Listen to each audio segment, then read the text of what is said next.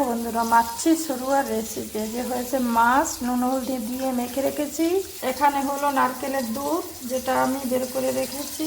আর এই যে হয়েছে আদা, রসুন, আদা, কারিপাতি, ধনে পাতা, পেঁয়াজ, রসুন কুচি,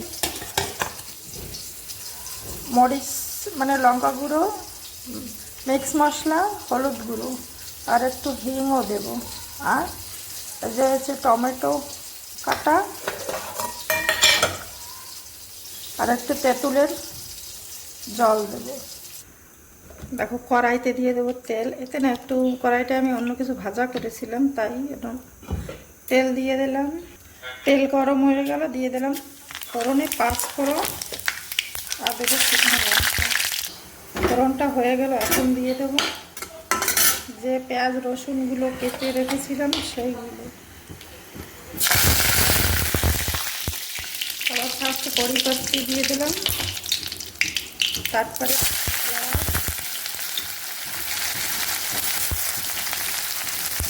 তারপরে রসুন, তারপরে আদা, স্বাদ অনুসারে দেবো নুন আর দেবো একটু হিং পাউডার।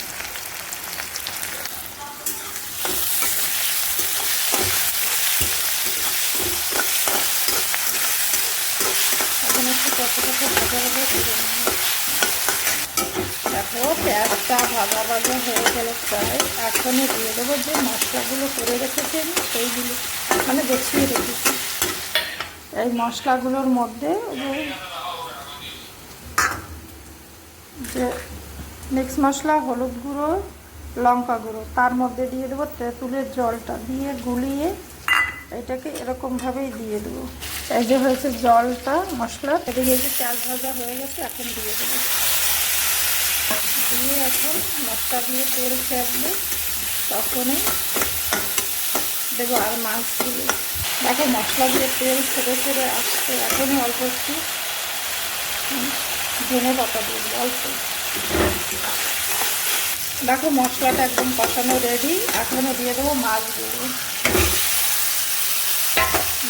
দিয়ে এবং সাথে টমেটো কাটাও দিয়ে দেবো। দিয়ে এখন একটু নাড়াচাড়া করবো, করে দিয়ে দেবো দই। এই যে দেখো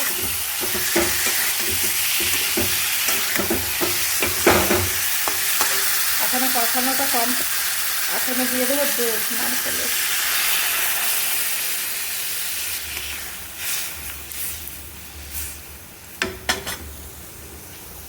তরকারিটা আমার ফুটে আসলো, দেখো